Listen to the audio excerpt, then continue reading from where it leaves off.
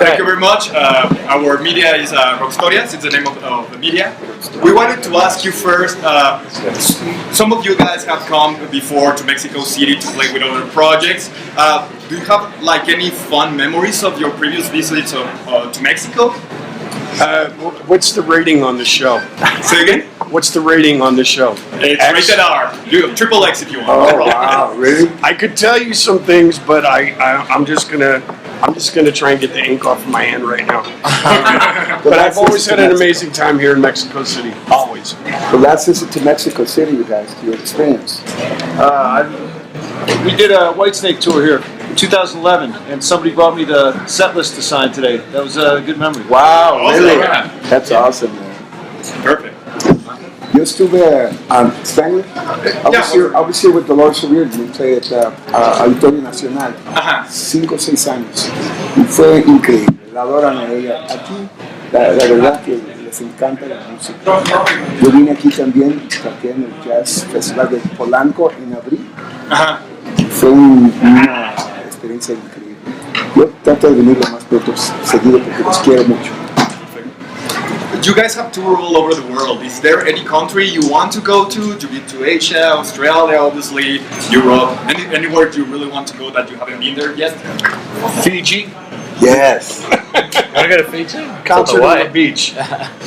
Let's go play Kauai. Kauai, yeah. Hawaii would be cool. Okay. And then maybe the moon.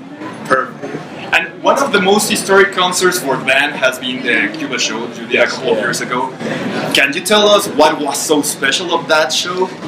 Well, we were the first really Western band that had been there for a long time, long time, and it was before Obama made the change in the relationship with Cuba. So it was a very passionate experience, and the people were so wonderful and they're so welcoming to us, so hospitable to us. It was a fantastic experience, and what we saw from that is that music is a bridge. It's a bridge for politics, it's a bridge for religions, a bridge for nationalities. It's a bridge, it's a bridge that brings people together, and that's what we really felt in Cuba. Everybody loves the music, and we loved playing for the fans there. It was a wonderful experience. And you also started the Chain Gang to get fans to help you promote the band all over the world and to promote concerts that they are doing. What's the best thing or the coolest thing a fan has done for you so far? Or the best gift? I don't know. I saw someone gave you some dolls yesterday. Like, I mean, just showing up to the gigs, the support that they've been giving us has been amazing. The music business it's amazing. I love it, but it's difficult, so the fact that we're still all doing this 30 years, each one of us has probably been doing this 25 or 30 years. The fact that we're still able to do it and still come to places like Mexico City and just travel the world and play guitar and sing, it's a huge blessing. So Listen, just the fact that they show up is awesome. That's it. That's anytime that anybody takes the time to support anything in life, the arts, music.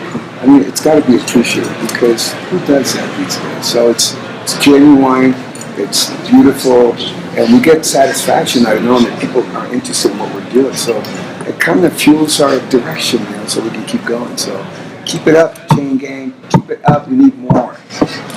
Yeah. Brian's got something to add to that. The coolest thing a fan did to me was one night I had this warm beer, and he got me a whole bucket of ice. There we go. There you go. I got this. Yeah. That's very you cool. yesterday. You played with that one at the show, right? Yes. Oh, But it still smells pretty clean. He washed it last night. okay, perfect. And lastly, I wanted to ask you, what's the future plans for Dead Daisies? What's coming up after you finish this tour? I know you're going back to the States for a couple of shows. We're doing, after this, we've got a much-needed 5-day break. Then we're going to Poland. We're doing a huge festival with a 65-piece orchestra. So we're looking forward to that. Then we do, it's called the Dirty Dozen Tour in America. And then immediately we start writing, and we go into the studio on November 1st and start recording our next record. When is it coming out?